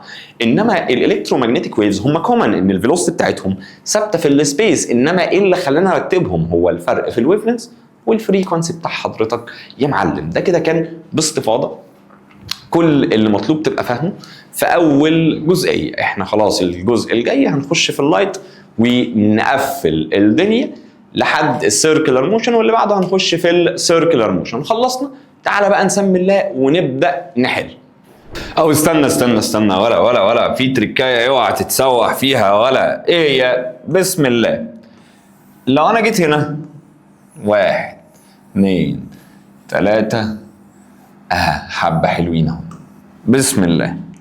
اجي هنا، دي كده الكريست الاولى، الثانيه، الثالثه، الرابعه، الخامسه. دي التراف الاولى، التراف الثانيه، الثالثه، الرابعه. وما انا جيت هنا بلعب معاك دايما فيها، اقول لك مثلا المسافه من الكريست الاولى للكريست الرابعه كانت مثلا 9 متر. اجيب من دي بقى الان ازاي يا مستر؟ يلا من هنا لهنا 1 2 3، يعني 4 لفات، يعني اكني عملت 4 ماينس 1 تبقى الان ب3. طب لو قلت لك من التراف الاولى للتراف الرابعه اجيب الان ازاي؟ من التراف الاولى للرابعه ادي 1 2 3، يعني هتعمل الرقم الكبير ماينس الصغير. طب لو قلت لك من كريست لتراف، من الكريست الاولى مثلا للتراف الرابعه، الكريست الاولى اهي، التراف الرابعه اهي، ايه رايك لو عملت 4 ماينس 1 يطلع 3 وازود نص يعني 3 ونص. طب لو من التراف الاولى للكريست الرابعه، التراف الاولى اهي، الكريست الرابعه اهي، لو انا جيت هنا ما دي تراف لتراف يبقى 4 ماينس 1 3، بس انا هكمل ولا هرجع نص؟ قوم تطلع 2 ونص. دي حاجه كده ايه لازم تبقى عارفها. المهم تعالى نسمي الله بقى ونرجع نبص على، عايزين نرجع، رجعنا بقى يعني نبدا حل بقى، بس يعني هو ان شاء الله ايه ينجزنا يعني. يا حبيبي ابدا بقى، يلا نعمله ايه؟ طيب ازاي كانت بتيجي منين دي؟ ايوه بسم الله. يلا بينا بقى يا معلم نودي في اول اكزام، وسم الله استعيذ بالله من الشيطان الرجيم ويا رب ارزقنا الفهم. ومحتاجين نبقى مجمعين احنا في انهي جزئيه. اول حاجه قال لي فينومينا اوف ديفراكشن. هو معلش الديفراكشن ده كان حيود الضوء، حيود الضوء ده كان بيحصل امتى؟ يا اما بعدي في نارو سليت فتحه ضيقه، او اعدي على شارب ايدج. يعني لو دي فتحه ضيقه اهي، حلو، طب وبعدين يا مستر قلت لك كان عندي ويفز عامله كده، بالله عليك وهي خارجه تكمل كده ولا تنتشر؟ هتلاقيها انتشرت. ادي الديفراكشن. طب لو كانت الفتحه عامله كده مش هيحصل حاجه. يبقى الديفراكشن ده هو عباره عن ان لازم الويف لينز يبقى اكبر من او قد الدايمنشنز بتاعت حضرتك. طب عشان الديفراكشن يبقى واضح قلل الدايمنشنز او زود الويف لينز. يبقى لو انا عندي فيزبل لايت اشتغل باحمر ولا بازرق؟ صاحب اعلى ويف لينز الاحمر. اشتغل باحمر هيبين لك الديفراكشن حلو قوي. طيب لو انا عندي شارب ايدج عامله كده الويفز ماشيه كده، لو انا واقف هنا وواحد بيتكلم هسمعه ولا مش هسمعه؟ هسمعه. ده لان الويفز بتيجي هنا وبتنحرف، تلاقيها مشيت كده غيرت الباث بتاعها. يبقى الديفراكشن ده هو انا بغير الباث بتاعي بس في نفس الميديم. طب مستر انا حاسه شبه الريفراكشن، بس خلي بالك الريفراكشن انا بغير الباث بتاعي لما بعدي من ميديم لميديم تاني ديفرنت في الاوبتيكال دينستي. قشطه يا مستر. طب والريفليكشن بيحصل في نفس الميديم لما اعدي على ريفليكتنج سيرفيس. طب والانترفيرنس بيحصل نتيجه سوبر بوزيشن لتو ويفز بينتج عنه يا اما كونستراكتيف يا اما ديستراكتيف. تعال نسمي الله بقى ونبص. قال لي هو بغير الباث بتاعي لما اتحرك من ميديم لميديم تاني، لا ده ريفراكشن. طب لما انزل على ريفليكتنج سيرفيس، لا ده ريفليكشن. ماشي. طب لما اخبط اهي، ما انا قلت لك يا اما شارب ايدج يا اما نارو سليت. طب هو سوبر بوزيشن مع ويف تانية؟ لا دي ويف واحده، يبقى اللي تحت ده الانترفيرنس. قشطه. ادينا يا مستر كده بسم الله وودينا في اللي بعده. قال لي اكار اوف ماس 1250 كيلو جرام، يبقى مثل عربيه 1250 كيلو جرام. اقف شويه. قال لي بتتحرك بفيلوستي 29.2 متر بير سكند. حلو ده يا مستر. خيال المريض هيوديني لحاجه من اتنين. لو بتحرك في ستريت لاين يبقى الموضوع سهل، كاينيتيك انرجي ورك دان الدنيا في الحلو. لو بتحرك في سيركلر باث لازم يجي في دماغي السيركلر موشن، هنسمي الله ونبص. قال لي الورك دان اللي هيحصل نتيجه ان انا دست على الفرامل لحد ما وقفت. لحد ما وقفت ده معناه ان دي V1 V2 بقت بزيرو. صح يا مستر؟ طب طالما دوست فرامل انا عملت ورك دان مع السيستم ولا عكس السيستم؟ عكس السيستم بوزيتيف ولا نيجاتيف؟ يبقى نيجاتيف. حلو.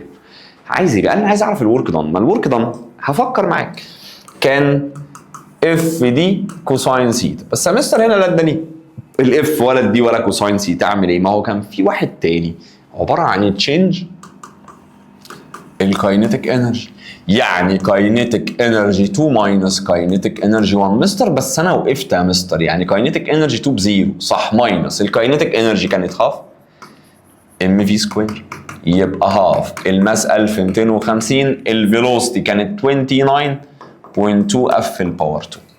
قشطه يا مستر. الموضوع والله انا حاسه في السهل. يبقى 0.5 في 1250 في 29.2 اف في الباور 2 يطلع كام بقى؟ يطلع لك رقم كبير قوي. دوس اي ان جي يطلع نيجاتيف اهو 532.9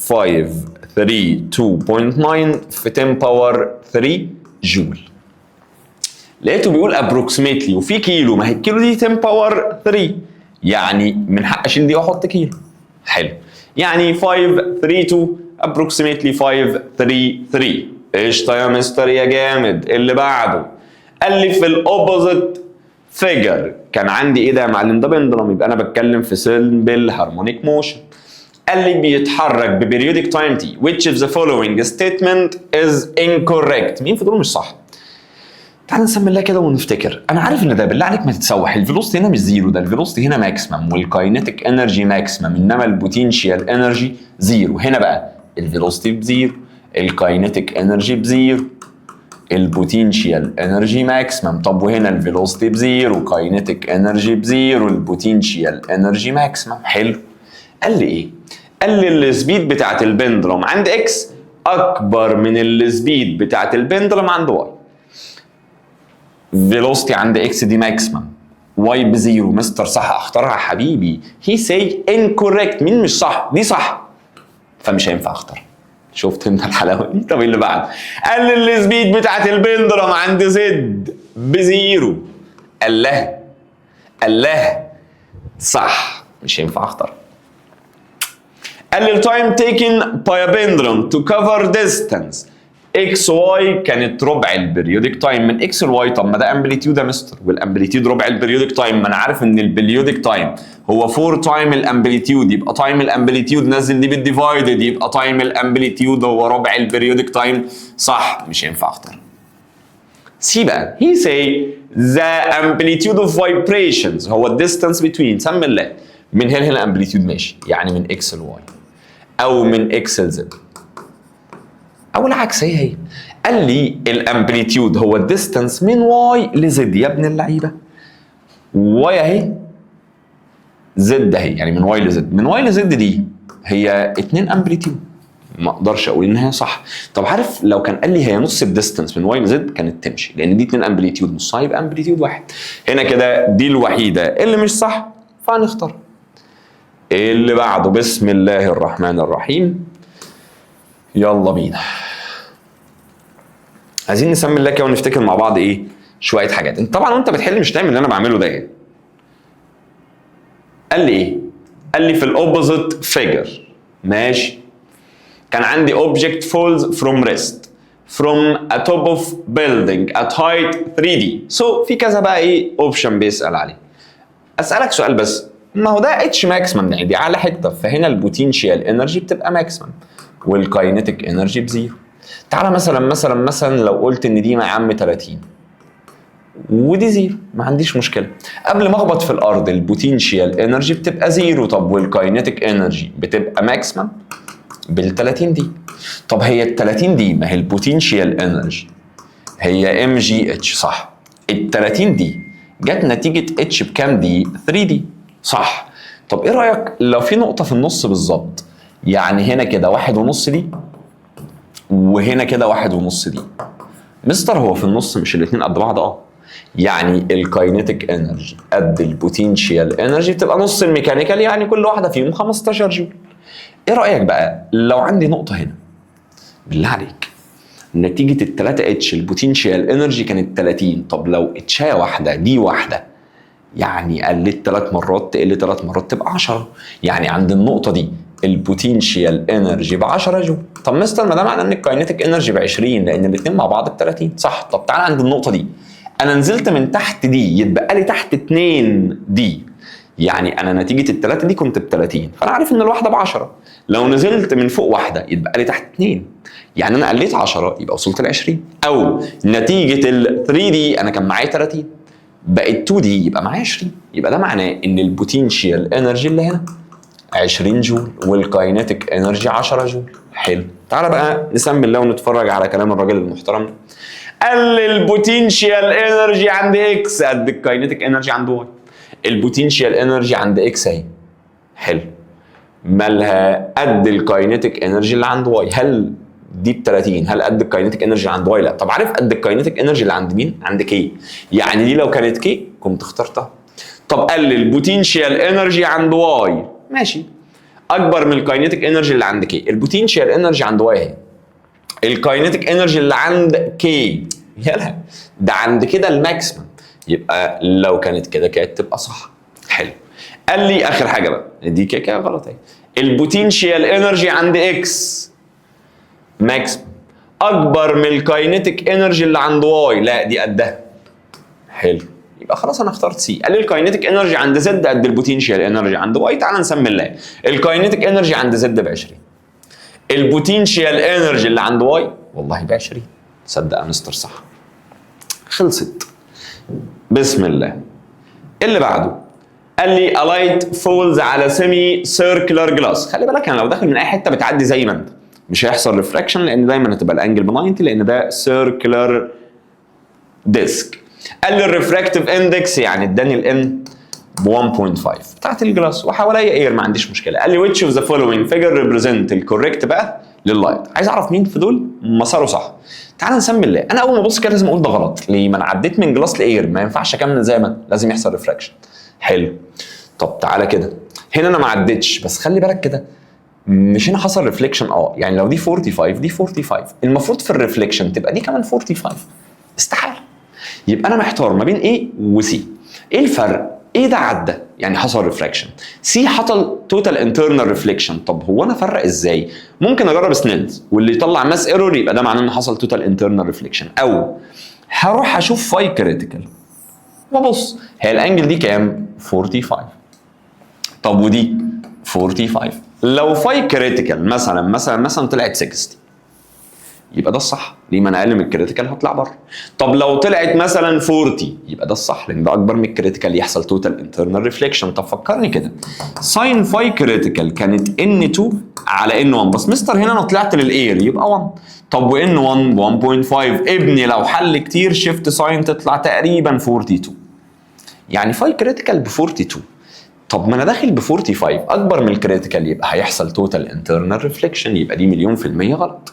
ولو جيت تجرب سنيلز هنا هيطلع ماس ايرور. اللي بعده قال لي بسم الله، قال لي لو البريودك تايم بتاع الايرث روتيشن اراوند ذا صن، يعني مديني البريودك تايم 365 يوم وربع، تعالى نحولها للثانيه يبقى 365 وربع. اليوم فيه كام ساعه؟ 24، الساعه فيها 60 دقيقه، الدقيقه فيها 60 ثانيه. ده كده بنجيب اليوم او التايم بتاع السنه الكامله، يعني 365.25 في 24 في 60 في 60 يطلع 31.55 في 10 باور 6 سكند. دي السنه يعني. قال لي الديستانس اوف اير سنتر من الصن سنتر، يعني اداني الديستانس من السنتر للسنتر. ماشي. ما ده كده حلف، يبقى منطقيا ده كده واي كانه مين؟ واي كانه الريديوس بتاع الاوربت. اداهوني بكام يا اسطى الريديوس ده؟ 1.496 تايمز 10 باور 11 متر. انا عايز اعرف السنتريبيتال اكسلريشن. انا ممكن افكر تفكيرين، تفكير ذكي تفكير غبي. تفكير الغبي اقول ان السنتريبيتال اكسلريشن في اوربيتال سكوير على ار، بس انا مش معايا الفي اوربيتال، فاقول ان الفي اوربيتال هي 2 باي ار على تي. معايا الار والبريودك تايم اطلع الفي اوربيتال واطلع الاكسلريشن. بس ايه رايك؟ كان في رول انا حافظه ان انا كنت بشيل دي واحط عليها باور 2، يبقى دي 4 باور 2 باور 2 باور 2. حلو، يبقى اجي هنا واقول لك والله السنتريبيتال اكسلريشن هشيل الفي اوربيتال سكوير واحط مكانها 4 باي سكوير ار سكوير على تي سكوير، بس في تحت ار، تلاقي دي راحت مع دي، قوم يطلع على طول 4 باي سكوير ار على البريودك تايم سكوير. كده جبت الاكسلريشن على طول. تعال نسمي الله ونعوض. يبقى 4 في باي، الريديوس كان 1.496 تايمز 10 باور 11 اوفر الانسر باور 2 اللي هو البريودك تايم سكوير، يطلع 5.93 في 10 باور نيجاتيف 3، يعني approximately 6 times 10 باور نيجاتيف 3. طلعت كابروكسيميت يعني. ماشي، الموضوع في السهل منه. اللي بعده قال لي معلم which of the following graph represents the relation between الفيلوسيتي لعدد من الويفز او من الساوند ويفز propagating air. بالله عليك يا اخي، اللعبه في ايه؟ انها لو قلت لك سيم ميديم يبقى سيم فيلوسيتي، سيم سورس يبقى سيم فريكونسي. طب هو اعترف ابن اللعيبه ان كلهم في الاير، يعني نفس الميديم. ما هو نفس الميديم يبقى نفس السرعه، يبقى لو غيرت الفريكونسي السرعه تفضل ثابته. ليه ثابته؟ لان نفس الميديم، انما لما الفريكونسي هيزيد الويف لينث هيقل، ما عنديش مشكله. ما انا عارف ان الفيلوسيتي هي الفريكونسي في الويف لينث، لما ده يزيد ده هيقل، فبيكنسلوا بعض عشان دي ثابته في نفس الميديم. انما لو غيرت الميديم السرعه تتغير. بس هو هنا قال ان كلهم في الاير يعني. اللي بعده قال لي when السبيد بتاعت الكار increased to double، يعني الفيلوسيتي زادت الدبل. قال لي الكاينيتيك انرجي. ابني هيبص كده ويقول لي والله العظيم هت increase to 4 times. اشمعنى؟ ولا ما هي الكاينيتيك انرجي دايركت مع الفيلوسيتي سكوير. اي حاجه بتحصل هنا عليها باور 2، 2 باور 2 4، يبقى دي هتزيد 4 مرات. اللي بعده ابص كده، لازم عيني تجيب ده مرايه وبتاع. انا اللي اتخيله دايما على طول يعني اجي هنا واقوم راسم النورمال. طب بالله عليك، انا عارف ان دي كلها 90، لو دي 60 يتبقى هنا 30 يتبقى هنا 30 يتبقى هنا 60. طب دي كان اسمها الانجل اوف انسيدنس، الانجل ما بين الانسيدنس لايت والنورمال. طب الثانيه اسمها الانجل اوف ريفليكشن، الانجل ما بين الريفلكتد لايت والنورمال. طلب ايه بقى؟ قال لي انا عايز اعرف الانجل اوف ريفليكشن. خلاص خلصت يا حبيبي، ما هي دي الانجل اوف ريفليكشن بكام يا اسطى؟ ب 30. طب لو عايز الانجل ما بين الانسيدنس والريفلكتد، لا كده تبقى ب 60. بس هو الموضوع كان سهل. ايه اللي بعده؟ قال لي if a distance between الفيرست كريست والزد كريست، يعني الكريست الاولى والكريست رقم زد، زد دي اللي هي بكام معرفش. طب ما انا وانت اتفقنا لو دي الكريست الاولى، دي الكريست الثانيه، دي الكريست الثالثه، هو دايما من كريست لكريست هعمل ده ماينس ده. طب هو سمى دي الكريست الاولى، سمى دي الكريست رقم اكس، مش انا كنت بعمل 3 ناقص 1 عشان اجيب الان، يبقى من حقي على طول هنا اقول الان ايا كان دي بقى اكس اهي ماينس 1. ليه ماينس 1؟ لان انا بادئ من اول واحده، ما كنت بقول الرقم الكبير ماينس الصغير، هو سمى الرقم الكبير اكس فسيبه اكس. قال لي ايه بقى؟ قال لي الديستانس دي كان اسمها واي، يعني الاكس دي كان اسمها واي. قال انا عايز اعرف الويف لينز، الويف لينز يا مستر كان اكس على ان. طب الاكس بواي، الان اكس ماينس 1، او اسف كانت زد، اسف دي مخدرات، دي زد ولا هو سماها زد يعني، فزد ماينس 1، يبقى هنا كده زد ماينس 1، يبقى واي اوفر زد ماينس 1 هو الموضوع ده ماثيماتكس ما فيهوش فهم يعني، عشان ما تقعدش تحرق كتير. اللي بعده قال لي عندي تريانجلر بريزم. انا دايما احب ايه؟ ارسم يعني، ما اعرفش ليه بس بحسها ايه؟ الطف. قال لي تريانجلر بريزم الابكس بتاعته كانت 45. طب وبعدين قال لي الريفراكتيف اندكس بتاعه ب 1.6. قال لي كان عند المينيمم انجل اوف ديفيجن. بستنتج ايه بقى عند المينيمم انجل اوف ديفيجن؟ ان الاثنين اللي جوه قد بعض، يبقى سيتا 1 قد فاي 2، الواحده فيهم بكام؟ دول 45، يبقى الواحده ب 22.5. حلو. وفاي 1 قد سيتا 2 ما اعرفش بكام. طب والمينيمم انجل اوف ديفيجن كانت فاي 1 بلس سيتا 2 ماينس الابكس. حلو ده يا مستر. طب قال لي ايه بقى؟ الانجل اوف انسيدنس بتاعت اللايت ري في الكيس بتاعت دي دلوقتي بكام؟ يعني انا عندي نورمال اهو، اللايت كان داخل هنا كده، دي كان اسمها فاي 1، وبعد كده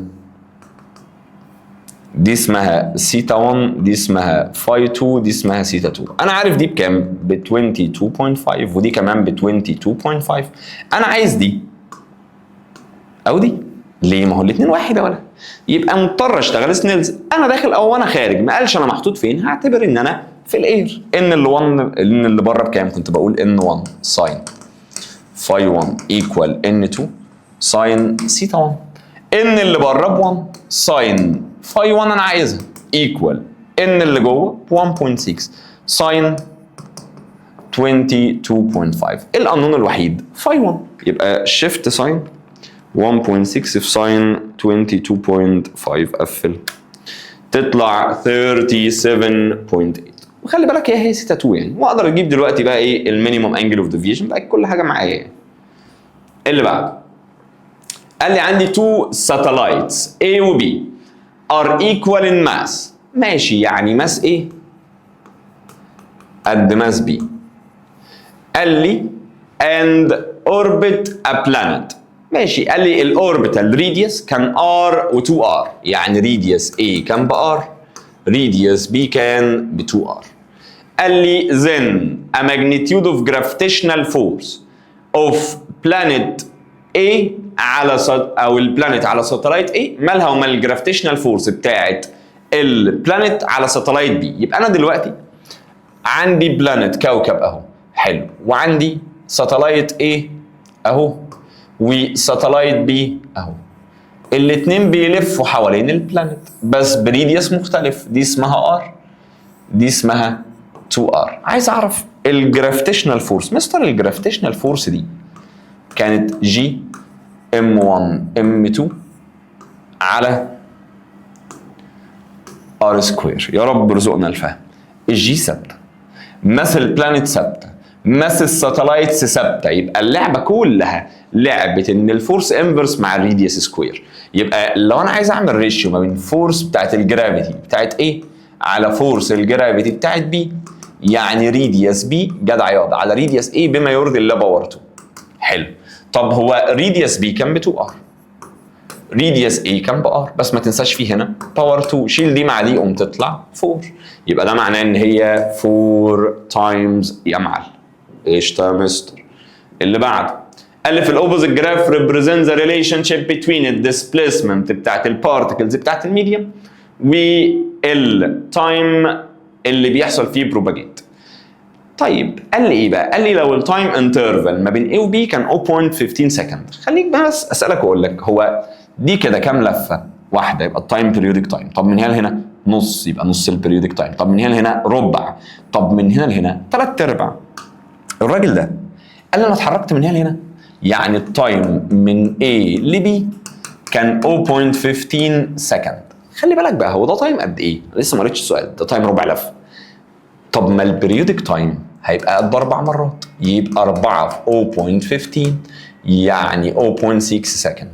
يا هيطلب بريودك تايم يا هيطلب فريكونسي، مالهاش اوبشن تاني. طلب يقلل الفريكونسي، خلاص ما هو الفريكونسي 1 على بريودك تايم، يبقى 1 على 0.6 تطلع 5/3. او في واحد تاني يقول لا يا مستر بص الفريكونسي كان نت ان على تي، التايم 0.15، الان عشان اتحرك من هنا لهنا دي ربع لف، يبقى هاجي هنا واحط 1 على 4، تحت اللي فوق ينزل تحت تبقى 1 على 0.6. هي والله يعني اعمل اللي انت عايزه والله هي.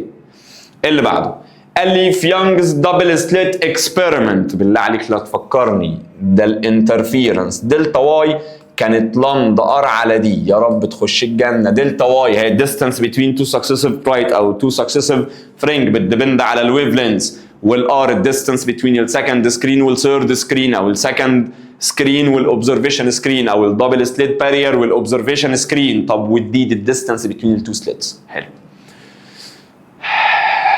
بسم الله. قال لي ايه؟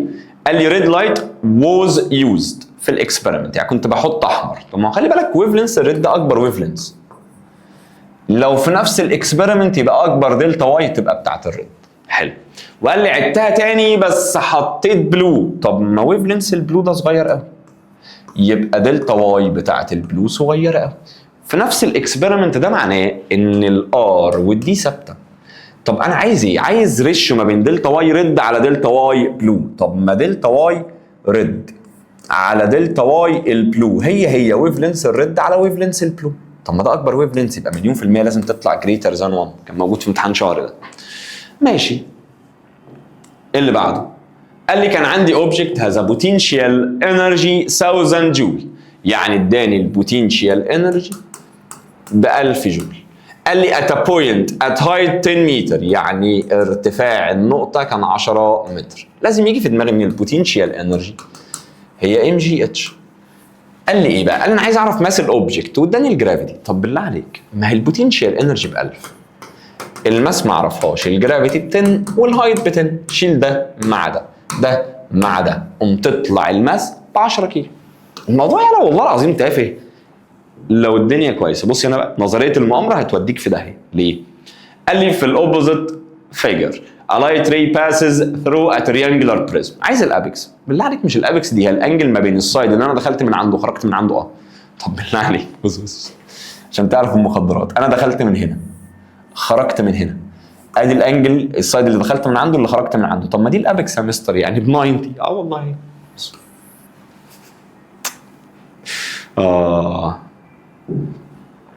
ايه اللي بعده؟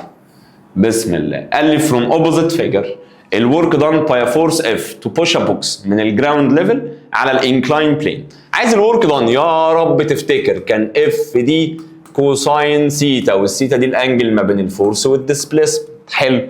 الفورس اهي، الديسبليسمنت انا حلم حياتي لو جبت دي بكام يبقى دي الديسبليسمنت ودي الفورس، يبقى الانجل بزيرو، يبقى كوساين زيرو.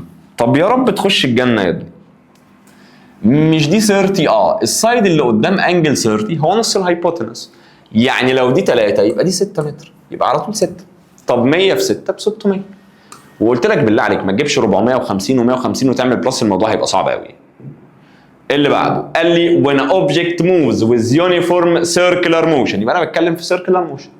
قال لي direction السنتريبيتال فورس. تعالى كده نفتكر.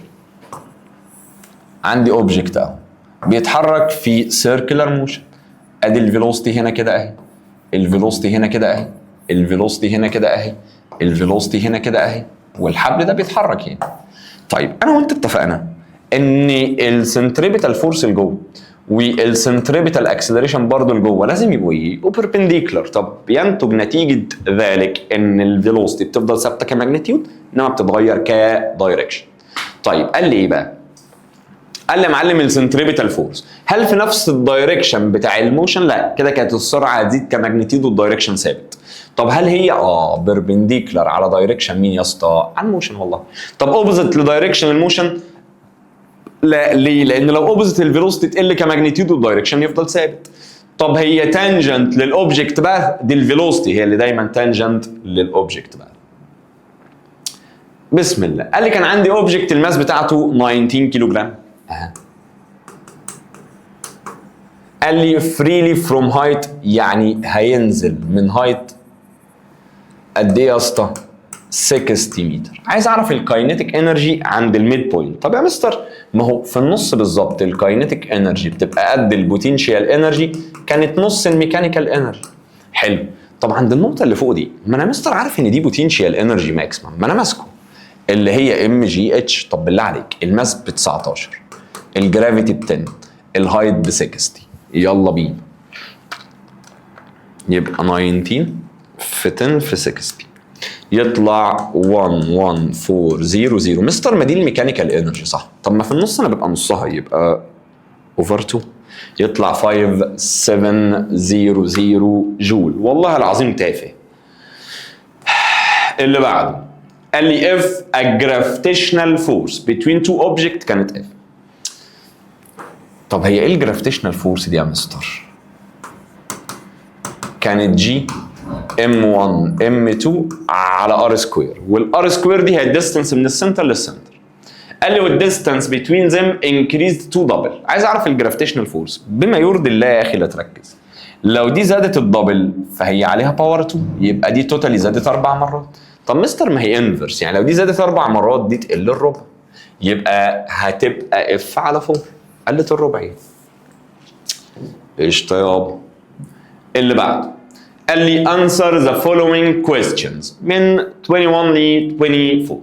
قال لي all oscillatory motion are considered as a periodic motion but not necessary all periodic motion considered as oscillatory motion. Explain.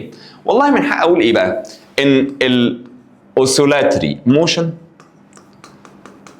هي motion بتريبيت itself in equal time interval. حلو.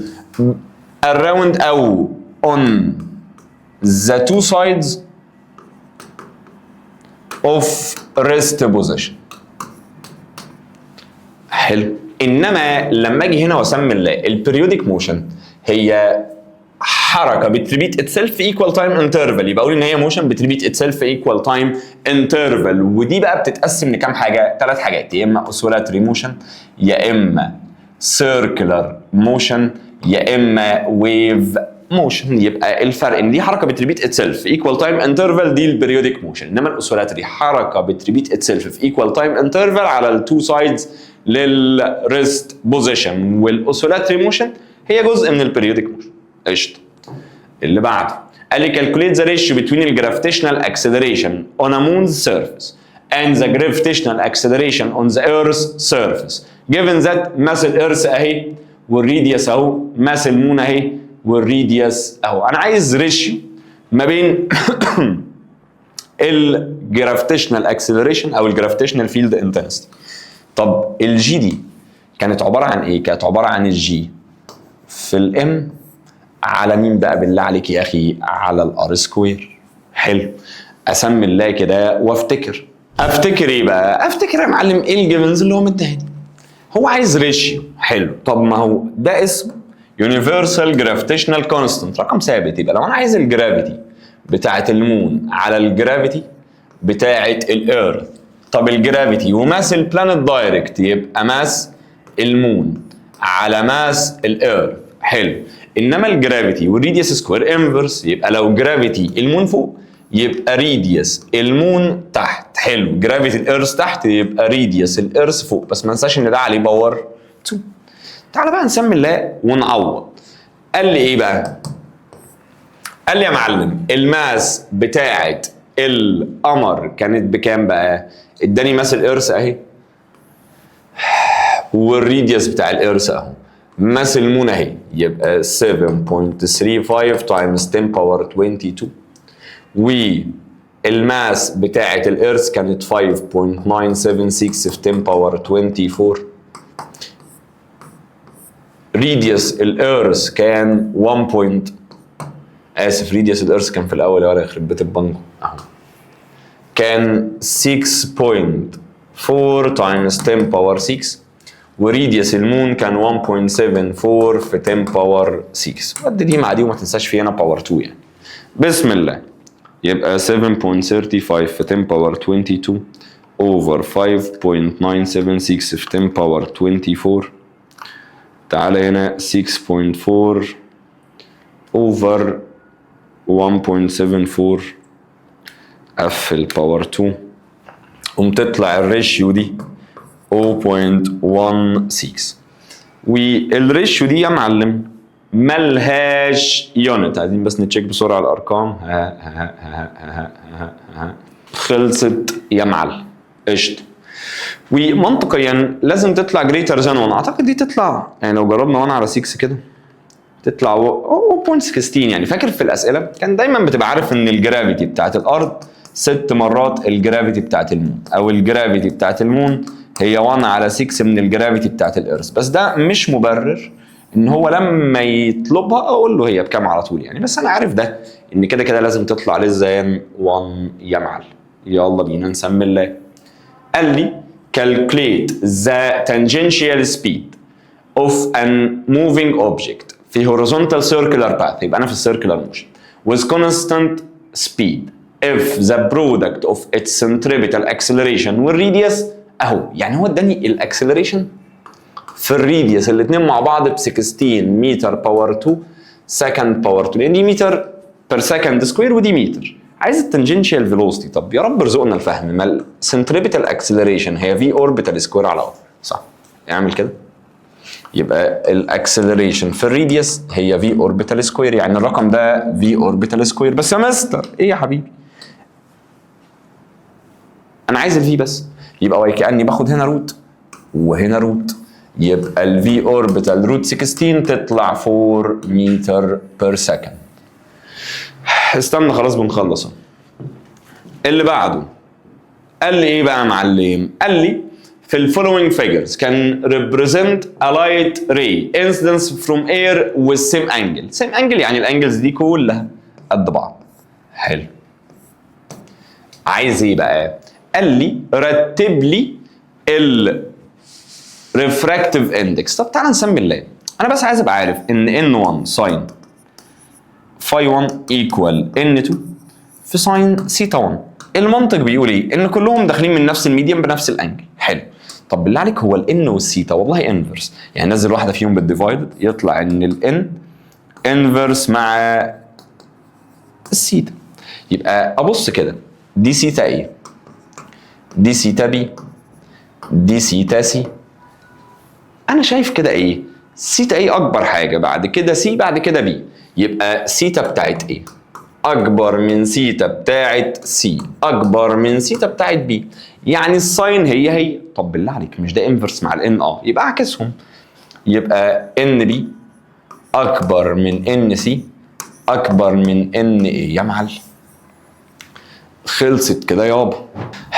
وبكده يا معلم نقدر نقول تم بحمد الله اول جزء في المراجعه الا وهو اكزام 1 يا معلم. اتمنى من الله سبحانه وتعالى ان انا او ربنا يكون وفقني ان انا قدرت اوصل لك المعلومه بابسط طريقه ممكنه. الموضوع سهل والله العظيم، ما تقلقش، حل بايدك كتير كتير كتير على قد ما تقدر. هتلاقينا كلنا في ظهرك، كلنا معاك، كلنا معاك يا بطل. شد حيلك، بحبكم في الله، اشوفكم على خير. السلام عليكم ورحمه الله وبركاته.